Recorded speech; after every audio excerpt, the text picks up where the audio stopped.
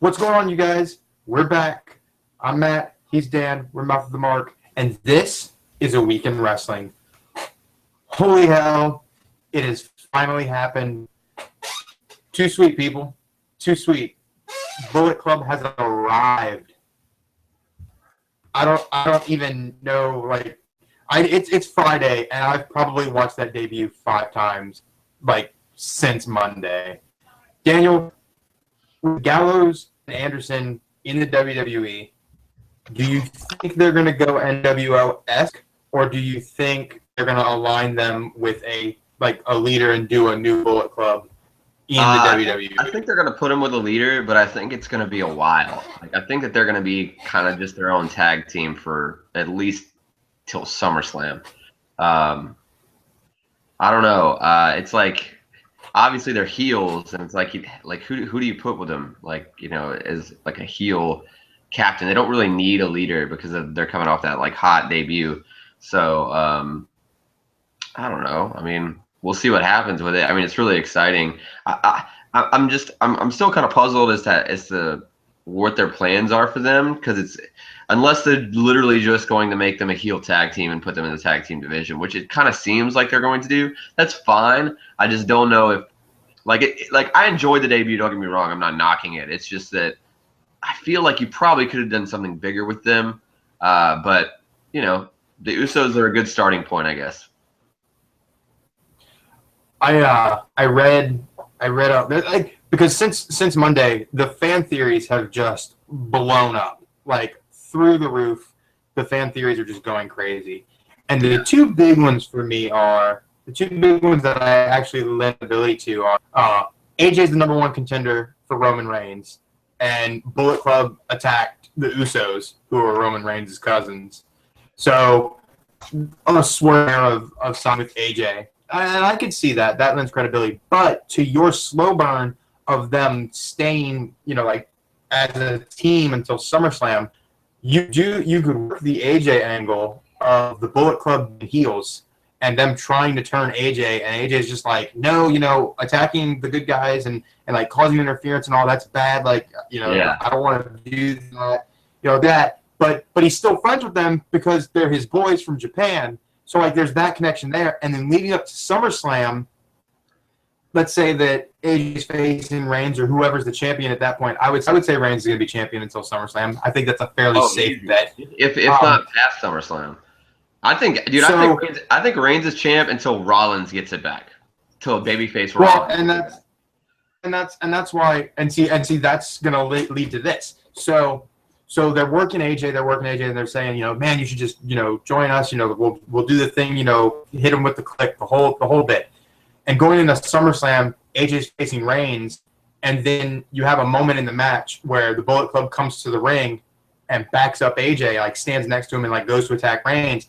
But before they attack Reigns, they turn around and they start beating down AJ, and Reigns turns, and Reigns is siding with the two of them, which brings in Rollins and maybe Ambrose to do some bastardized, 2/3 of the Shield and AJ versus 2/3 of the Bullet Club and Reigns.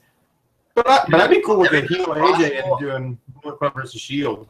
That's possible. I just really, even though I do like the new tweener Reigns, because to us that's heel Reigns, but to casual fan, I think he's still just kind of a tweener, and I think that they're gonna leave him alone. I don't think that I think they're gonna pull a John Cena.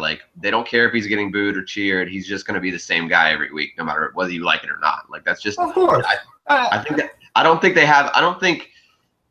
that they're going to do anything group wise with him as a world champion, because they've strapped this rocket to him for so long. It just doesn't really.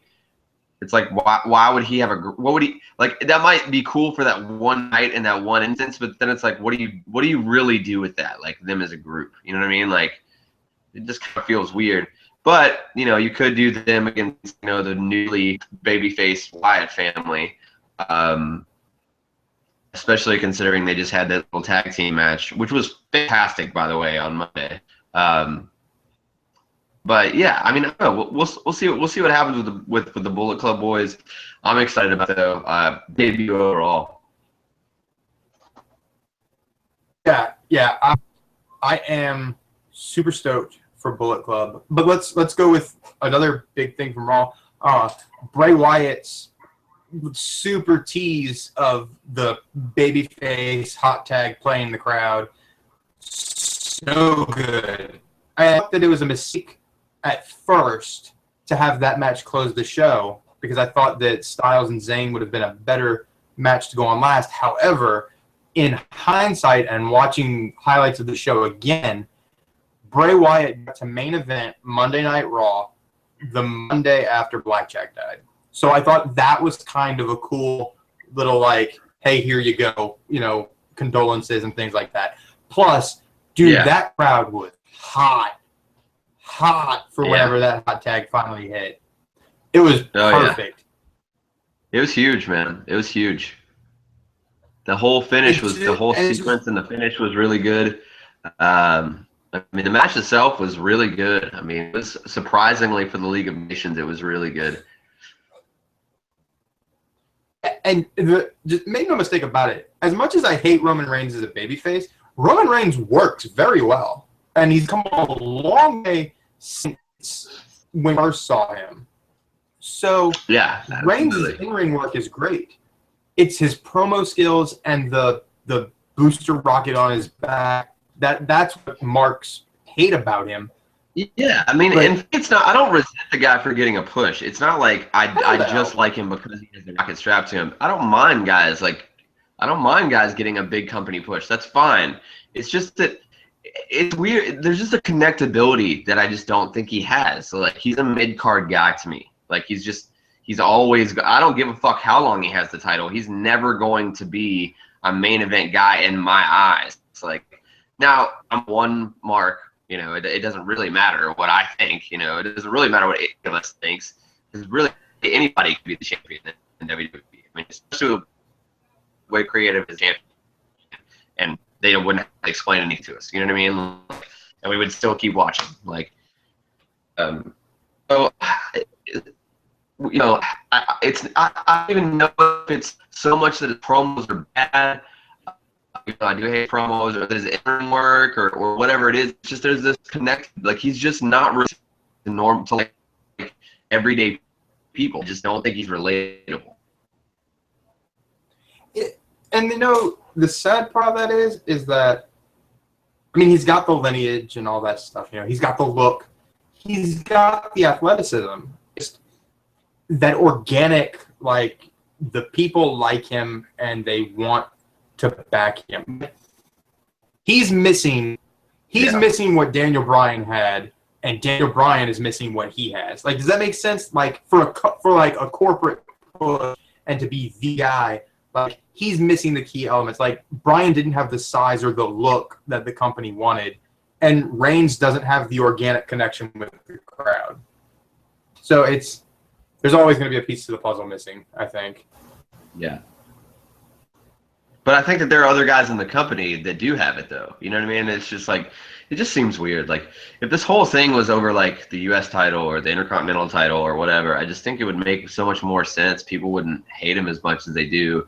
It's just, like, dude, why? It's like you literally have other guys that are just better on your roster, even with a depleted roster that you could kind of put in that spot. Like, maybe not as baby faces, but it's not like Roman Reigns is really being a successful baby face anyway. So it's kind of like, you have a ton. Like, shit, you could have given, for as long as Jericho's been around, he could have had the title at this point. I don't know. If you gave it to Trips, why not Jericho? There's the argument there. You know what I mean? Yeah. Yeah. And Jericho works more dates than Hunter. Speaking of Jericho, though, man, he's killing it with these promos, man. This heel turn is really good.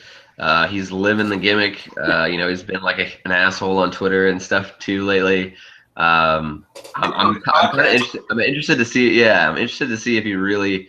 I haven't listened to this week's Talk is Jericho, but I feel like he's getting a little bit kind of like that, and I love that because to me, like that's the only real way to keep kayfabe alive is to literally be your character constantly, like constantly. But yeah, man. He had a great match on SmackDown too with Sami Zayn. It was pretty damn good. Yeah, I was actually kind of disappointed that was an interference finish. Like, I get it. I get that it furthers both stories, but like that match was good enough where like I would have been perfectly fine if Jericho beat him, if he beat Jericho. You know what I mean? Like, I'd have been perfectly cool with it. Because Absolutely. after a good match like that, neither of them would lose steam. Jericho's protected like beyond any and all recognition because of his resume. But I mean, Zayn wouldn't lose any. Zayn went 0-2 against Cesaro and came out stronger for it. Zayn's just one of those guys who comes out shined up nicer for losing. I mean, Zayn's just one of those guys who can get over by losing, I think. Yeah, I agree. I 100% agree. I mean, and that's the thing too. It's like, it's so funny when you talk about like people doing jobs and like, dude, I get it. Wins and losses matter. I understand that 50-50 booking sucks. I get it. I agree. And a lot of times I'll bitch about people getting buried for doing a job or whatever. But it's like, I mean, if you look at guys like superstars, like, dude, all right, prime example is Shawn Michaels. Like when he came back in like 2002, he beat Triple H. He had that really short at that SummerSlam. That like November was like Elimination Chamber, and he won the title. So like, and he only had the title for maybe a month or two. And then after that, like if you look at almost all of his programs, he lost.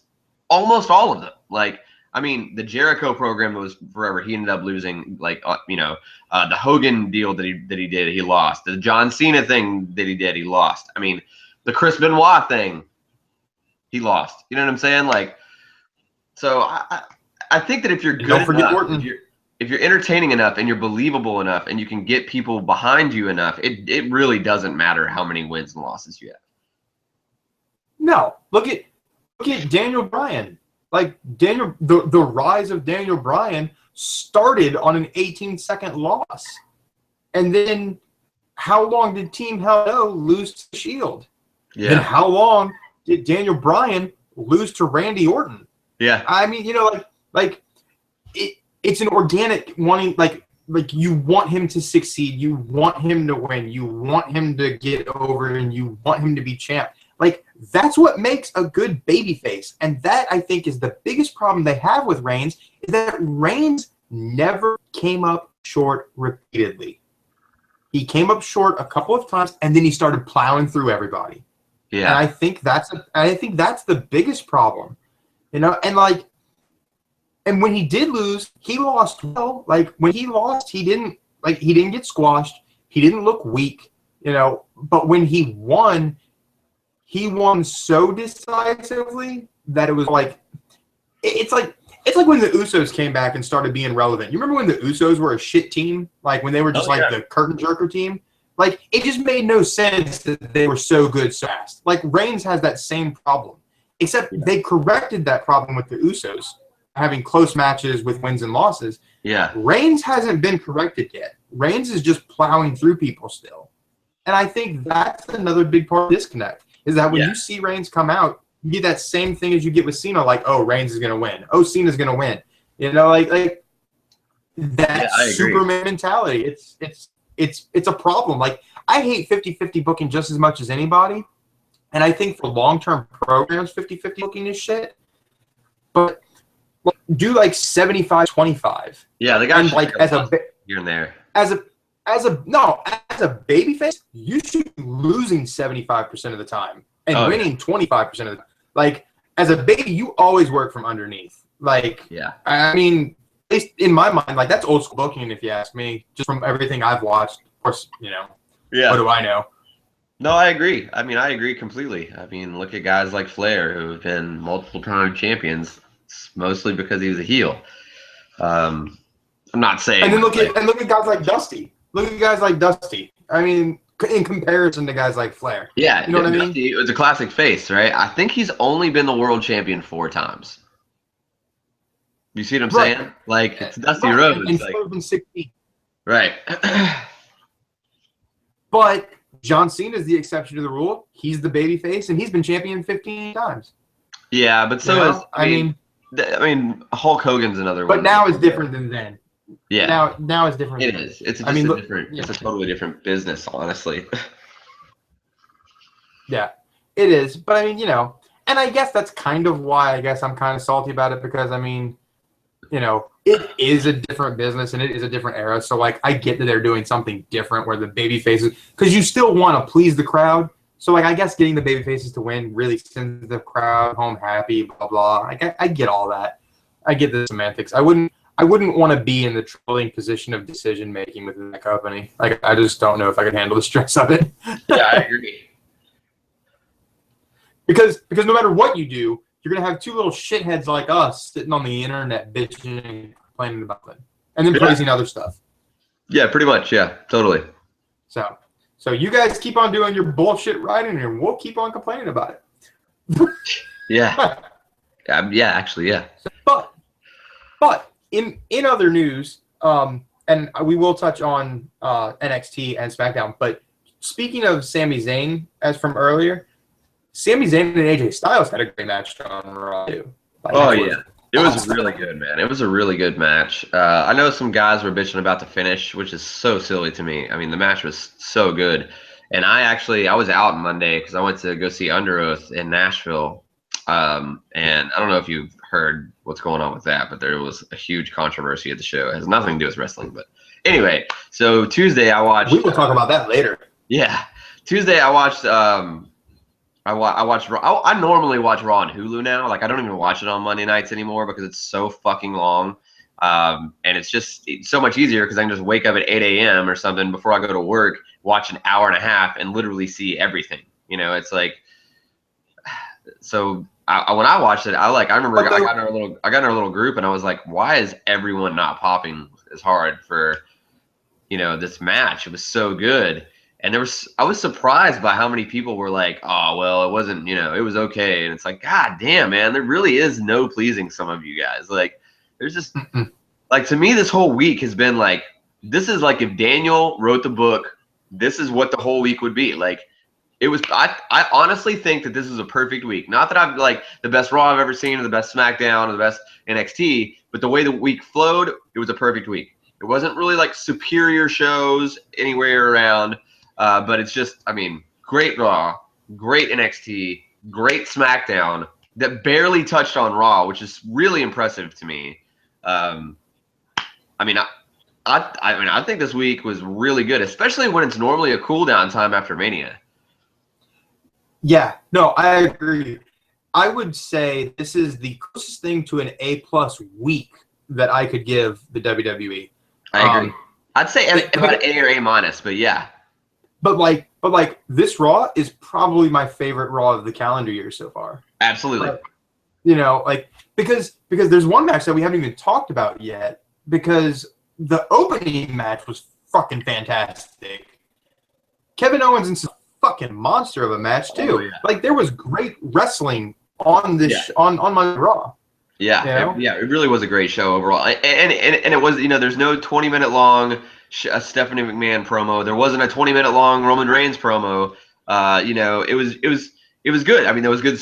Everything was good. The stories, the segments that were talking and promos and stuff were quick, to the point, progressed storylines in every single feud, every single storyline that's happening. Overall, Raw was. That's the way a Raw should flow, especially if you have to fill 3 hours, man. Like, to me, it blows my mind how I feel like when they went to 3 hours, we got like less stories. It's like, whenever it's a 2-hour show, it's like, dude, there were angles. Like, U.S. title meant a little bit more. The Intercontinental title meant a little bit more. The World title was what it was. Tag titles meant a little bit more. And then you also had, the women's situation, which obviously is way better now than it was, But then you also generally had like 2 or 3 other just like rivalry-ish matches, feud matches every Monday. You know what I mean? Like, it wasn't – I don't understand how they've gained an hour and have less real content. It's kind of blowing my mind. Well, you hit it on that, though. You said stories. And for a while there was only story. Yeah. And I think that is something attributed to the success of this week, is that there's so many different stories going on. I mean, just look at this.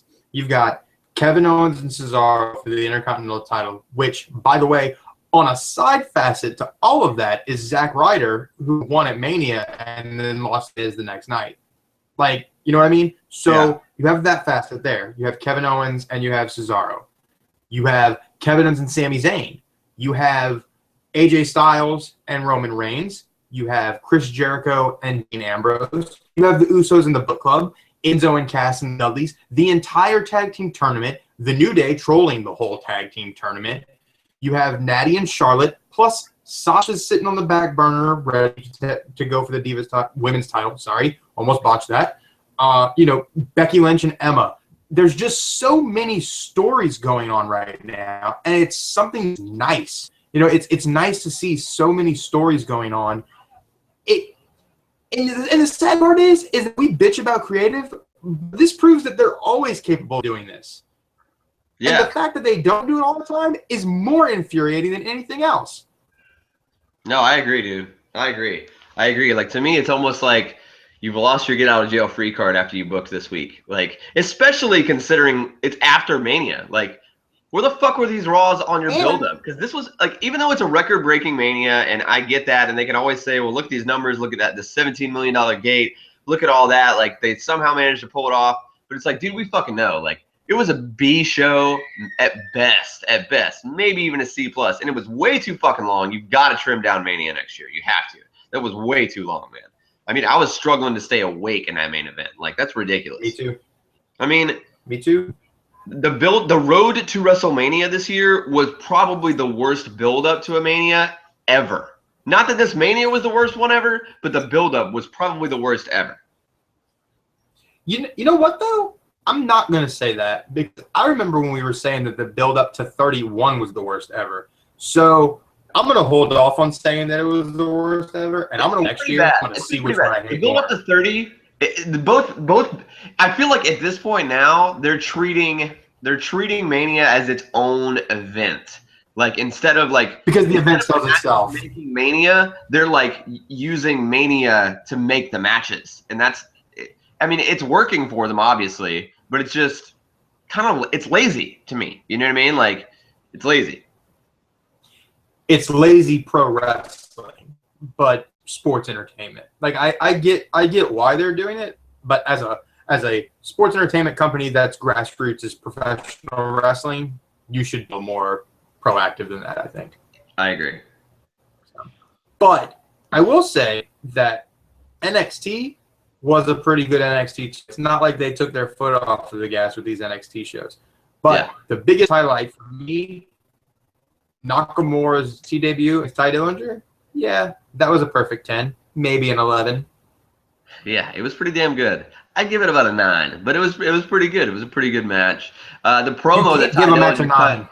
The promo that Ty Dillinger cut in the back before the match, and he finished the promo and he looked at the announcer and then he pulled out a 3 and put it in his jacket and just patted him, and that was great. That was awesome. Like, I think that Ty Dillinger is actually going to do really well on the main roster too. But yeah, honestly, all right, this is the cool thing about NXT this week to me. Every match was pretty much an enhancement match. Like, every single match was really just there to put like Aries over, and then talk about that whole American Alpha Enzo Big Cass match. They put Shinsuke over. You know what I'm saying? Like, they're pretty much enhancement matches for these new guys. But the matches themselves were good. You know what I mean? Like, they weren't just squashes. You know what I mean? It was a great, like, to me, NXT, as always, it was a great pro wrestling show. It was a great pro wrestling show, and I enjoyed it, really well. And then SmackDown, dude. SmackDown was so good. And then, to add to those storylines, right now we have Dolph Ziggler and Baron Corbin, which is going to be a pretty good match at Payback, I think. It's going to be, I'll say that it will be better than Corbin and Aries at TakeOver. Because everything I said about the Aries and Corbin match will actually happen with the Ziggler and Corbin match. Like, Ziggler will bump all over the place for Corbin. Yep. Like, that's going to happen. Yep. And it's going to be awesome. So, yeah. Oh, yeah. It's going to be fantastic. SmackDown was great. Dude, Styles and Del Rio, man. Like, yeah, that match was really good. And I'm not a big fan of Del Rio. I think he's the most overrated guy in the company. Even to Marks, I don't understand why people like him. I don't think he's that good in the ring. I think he's fucking careless. I don't think he's ever good on the mic, ever. I don't like Del Rio at all. I've never thought he was good, never. But he put on a hell of a match with AJ. I mean, it was really good. It was really, really, really good, man. I thoroughly enjoyed it. Probably my favorite Alberto Del Rio match. Outside of the couple that he had with Edge, those were pretty good too. Yeah, his Edge matches were good. Yeah, those were good. But I mean, you know, I like Del Rio. Del Rio is very hit or miss for me. I like him, but I liked him a lot more after he left the company because he was really outspoken and really like not pigeonholed into a specific character. And I guess he had more freedom of his own character outside of the E. And like and I guess that's why people really like him is because of how broad he is outside of the company. But he's back in there. He's back to being pigeonholed like he was whenever he was there before. Yeah, he's pretty much the same guy. There's not any difference. Right. So like I can understand why people don't like him in the E, but there is no mistaking the fact that his ring work is pretty good 90% of the time. Like he's not a number 1 or number 2 guy, but he is a solid guy who can work in the ring, either get over or get heat. You know, like he can do his job. Yeah, he can. I like Del Rio personally. That's just me. So. Yeah, I mean, yeah, he can. I mean, the guy, he can work. I think he's reckless, man, and I think he does stupid shit, like just moves that, like that whole like tree of woe. First of all, I hate the idea that the guy's gonna stay in the tree of woe and hold the top rope and stay in a spot for you while you stomp on his chest. Like that's, to me, that move is fucking stupid. Like I can't stand that he switched to so that. brutal too, and it's like why? Like it doesn't make sense, and it's got to be a hard bump to take. Like I just don't. I don't know. I would much rather him just the cross arm breaker. Like I mean, or do, and I guess I know why he's doing it from a tree of woe. He can't do just the double stomp because Finn's NXT. Like he quote unquote coup de grace. Like you know what I mean? Like so I get why he doesn't do it normal, but just abandon the mule spot. Like, you know, I mean, because that's all it is. You know, it's the mule stomp. Like, just abandon the mule stomp and just switch to something else. Like, you're a freaking former luchador, for Christ's sake. Like, something. Yeah. You know, I mean. Agree. So, but other than that, dude, I mean, Zayn and Jericho, we talked about. Zayn and Jericho was awesome. Yeah. You know, I really think that Zayn and Owens are going to tear the house down again. I don't even think it. Like I know it. It's going to tear the house. It's going to be good, man. And Enzo and Big Cass had their debut on SmackDown, and they put on a pretty good match with the Ascension, man. They gave him some time. They gave Ascension some shine, which was nice. And the promo that he cut on the Ascension in the beginning was fantastic, as Enzo does. You know, it's pretty much like saying like, there's so many things I could call you. I could think of all these names, but you know, the worst one that could ever hurt you is just calling you the Ascension. How you doing? It was great. I love it. But the best part about that was when Cass was like about to tap him on the shoulder, like, dude, don't say my line.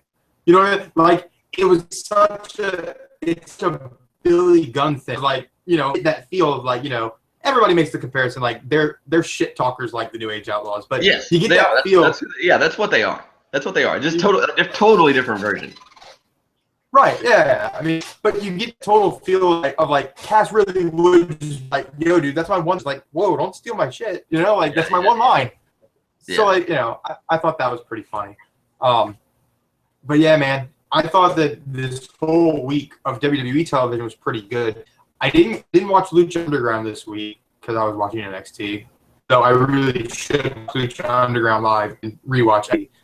I'm a piece of shit WWE fanboy, and you know, I get my priorities straight. Like, I mean, I have no problem saying that either, dude. It's like, I mean, when I hear from my other Mark friends that there's like, oh my God, there was this great, you know, Ring of Honor match, you got to check it out. I'll seek it out on the internet. I'll find it. I'll watch it. But like, I don't sit down to just watch Ring of Honor or New Japan or whatever. Like, I mean, I'm not knocking those products, especially New Japan. I know that so I got a huge heart on for them, and I get it. Like, everything I've seen from them have been great. I did see all of Wrestle Kingdom 9. I know it was like, I guess it was 2 years ago, but that was fantastic. It was a great show. I like New Japan. I actually don't have the option to get the channel on Comcast here in Tennessee. But it is what it is. And there's always Daily Motion. You can find like, pretty much like pirated streams. So I don't know, man. At the end of the day, though, there's really only one.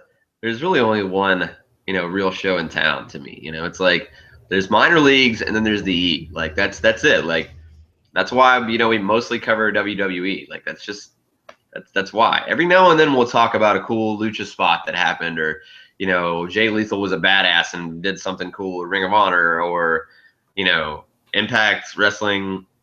Well, we'll probably never ever talk about Impact Wrestling, but I mean, what can you do? Yeah. Yep. But the last thing I want to talk about, and we should have covered this last week, but how do you feel about the first round of participants that have been announced for the Global Cruiserweight Tournament? Honestly, I haven't really looked at the dirt sheets much. Like, dude, I mean, like, the only time I'm really looking at dirt sheets is if somebody's like posted something online, like in our group. I normally just listen to podcasts to get my like backstage shit. Okay. So I don't know. I don't know the actual list of. I mean, I know that like, God, what was it? Kobayashi is that the guy that showed up at NXT? God, what's that guy's name? The Japanese guy, the new guy. Oh, damn it! He was at NXT Takeover. Tanahashi, is that it? No, Tanahashi wasn't there. No, you got called a racist for that. Remember, because it wasn't Tanahashi, and then Nixon said that you think all Japanese wrestlers look the same. No, it was Kabushi, wasn't it? Kabushi. That could be it. Yeah. That could be it. I think it was Kabushi. I don't remember who was in the crowd. Now I'll go back and watch Takeover. I don't remember. It's honestly, I literally get those two guys mixed up so much because I mean Tanahashi, Kabushi, it's pretty close. But I know they don't look alike, but I do just get those two specific guys mixed up. But so far, and this is an old list third, I know a couple more guys have been announced since then. But so far from NXT, it's Rich Swann, Tommaso Ciampa, and Johnny Gargano. But Sabre Jr. is going to be in the tournament. So, like, that's the biggest name so far for me. Like, Jack Sabre Jr. is going to be on a WWE Network show. And I'm just like, right? What did I just say? You said Jack. Yeah. Well, excuse me for my lesdyxia as I read this from a screen. Nice. But, yes, it's Jack Sabre Jr. There you go. Yes. Is Prince Puma coming? Is Pentagon coming? I mean, Pentagon Jr. coming? I've heard Jr. I thought he signed like a 7-year deal with Lucha. No. It's not Pentagon. It's Prince Puma. They're talking about bringing Ricochet in. And he is locked down. And he has denied coming. But I've been hearing that the E is trying to work something out with Lucha Underground to where he can show up for the tournament. So I also think aren't most of the guys that they're using like not signed guys? Like, aren't they just like? Because I know they're doing a lot of this that's going to be on the network at an Evolve show. So that's going to be really weird to see an Evolve show on the network. Yeah, they're doing what Triple H said is that he wants to have a lot of people from around the world for people who have the WWE Network to get their eyes on new talent around the world. And it's also a good scouting tool for WWE. But yeah, to add credibility, it gives the network content, and it also gives these indie feds a little bit of a boost. It really is a win-win. Like to me, dude, I think when my kid is 30 and he's in work and he's talking about this, I think the WWE Network will be like the Netflix for pro wrestling. That like you'll have a channel for like Ring of Honor, you'll have a channel for like that kind of shit. You know what I mean? Like eventually, I think that's where they'll get, but who knows? Maybe. That'd be pretty cool. That'd be pretty cool for them. Do you think that they'd run into a monopoly situation there, where like No. I don't think it would be like an NXT situation where they could just like call someone up from Ring of Honor or call someone up from like TNA or whatever. But I that's think like they pay him for TV rights. Right, but it's not TV. You know what I mean? Because it's like it's a streaming service. It's not. Right. You know, but it's Right. like, you know, Netflix has its own original shit. You know, it would still have Raw and SmackDown their own original stuff, but they would also carry, you know, HBO series. They also carry ABC series and Fox and, you know, other competitors. You see what I'm saying? So I don't think that like Raw or SmackDown or any show that would be on TV, I don't think they would ever talk about like any other Fed. But I honestly believe that at some point, maybe it's just because the E will buy them all out again, and that's what will happen. But I think we'll see like, you know, the Ring of Honor channel under shows, you know, and the network. But That'd be cool. or I'm New Japan. excited for That'd be this super cruiserweight tournament. Yeah, Yeah, oh, that'd be yeah, cool. yeah, I'm excited too. It's gonna be really cool. I mean, I feel like you got to put Kalisto and Sin Cara and those guys in there. Like, See, I would rather they didn't. Like, I agree, but I feel like they're going to. I think the only way they do that is if they have a hard time getting people. And if they can't find a way around these contracts with Lucha Underground or Ring of Honor or anything like that, then I think they may. But if WWE has a pretty good working relationship with New Japan, which obviously they do, considering, you know, Liger worked NXT. You know what I mean? And I really think, speaking of Liger, I think Liger's going to be in this tournament. Yeah, but I'm pretty I sure think that Ring of Honor and New Japan just signed, like after that takeover, they signed a contract together to work exclusively mutually.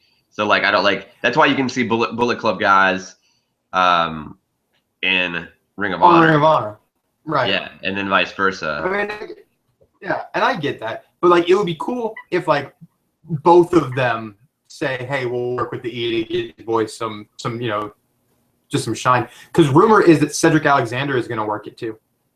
Ooh, that'd be cool. Yeah. So I'd be cool with that. And then like I've heard some of like, you know, have some guys who are close to the weight, like have like Beretta drop some weight, like drop like 10 pounds, bill him at 204 instead of 205, and then just have him in the tournament, you know, as a bigger guy to put over who's going to win it. And then the biggest standout I've heard so far is that La Sombra is going to debut in the tournament and probably win it. He's one of NXT's. I mean, if you're going to bring a guy, a big name in Mexico, and try to make him come in swinging, this is the way to do it. And put him against like some good all around the world guys like, you know, Zack Sabre. If you can get Ricochet. Liger, if you can get, you know, be cool. If he hadn't just signed with Lucha Underground up through season 3, is if they could bring Mysterio back just for this tournament. Because if you're going to do a cruiserweight tournament, you can't, you know what I mean? Like, Mysterio is like your obvious choice. And then if you could get like Shane Helms or somebody like that, it'd be cool too. Yeah. I think it would be cool to have an old throwback like a Kidman or you know, just to get eliminated right off the bat, but like just to have him in it. Brian Kendrick, done. Yeah. Oh yeah, but I mean he pretty much works at the Performance Center now. So I mean well, he works mostly in California rather than in Florida. He's like a trainer over there for the people who aren't in Florida. Yeah. Well, yeah, not the Performance Center. I just meant like for like. But he is under the Ease umbrella like on the side. Yeah, like I'll bet they put Austin Aries in it for sure. See, and that's another thing. Like aside from like a few guys in NXT, like I want this to be like as many non-WWE people as possible. Plus, it's beneficial to them because this is essentially like this tournament would essentially be a tryout for these guys. Right. You know what I mean? Like, it's better than a tryout because not only is it like a tryout for them to scout you and sign you, but it goes on the network, so people are going to see it and your name's going to get out there even more. Like, it's, I mean, you know. Maybe they'll get the Young Bucks. I've heard that once, and if it's not, they should do, I will agree with that, only if they do this with the they should make the tournament, the cruiserweight tournament, and bring in tag teams from all over the world. Yeah. And do that. Because then, since the Mighty O'Neil just went to the Performance Center, you could have them in the Performance Center, keep them off TV for a few months, do the Dusty tournament again, throw them in there, and that's big in. You bring the Bucks and stuff like that. I mean, that's so many good teams to put over. Can you imagine like the Young Bucks versus like American Alpha or the Revival, like? And then, or like do Enzo and Cass versus Red Dragon, like. Oh my God! Yes. Yeah. Just so much to do, man. Like as much as I bitch about some of the things on the main roster, everything that Triple H has done with network related has just been fucking phenomenal. Yeah, like it's been great, man. I mean, really good. You know, I will say that I am more excited for this era of like WWE network wrestling than I was as a kid during the Attitude Era. And I may get some heat for saying that, but just with the internet and there's so much information out there. There's so many names out there that haven't been discovered by the E, and so many people that marks like us want to be big names. Like, and to see like somebody like Triple H and his team of NXT going out and actually bringing those all under the E umbrella, like it's just such a good fucking time. You know what I mean? Yeah, I agree. So, but yeah, man, like I'm stoked. And I can't wait to see what happens with this tournament. If they decide to do something similar with the Dusty tournament, wrestling on TV is pretty good right now. Yeah, I agree. You know. So, but don't let us two over here say, hey, you know, this is what we think. You should think like us too. Please let us know what you think. We want to hear opinions. We do this because we want to hear opinions. We want to hear what you think. So if it's comments on Facebook, comments on YouTube, or DMs on Twitter, or even just tags in Twitter, you know, just let us know. Voice your opinion. We want to know your opinion. Yeah. We will even shout you out next week if we get some full-on opinions, and maybe we'll talk about them. I'm all about talking other people's opinions. So you know, just throw it out there, guys. I'm just all about talking wrestling with anybody that'll talk it back with me. That's pretty much it. And that's the whole reason we do this, because we're two people who could talk wrestling all day. That's true. So that's it, man. That's it. So guys, do as always, like, comment, share, subscribe. Subscribing always helps. I like subscribers. He likes subscribers. And you know you like subscribing too. But as always, we're Mouth of the Mark. I'm Matt. He's Dan. See y'all next time. War!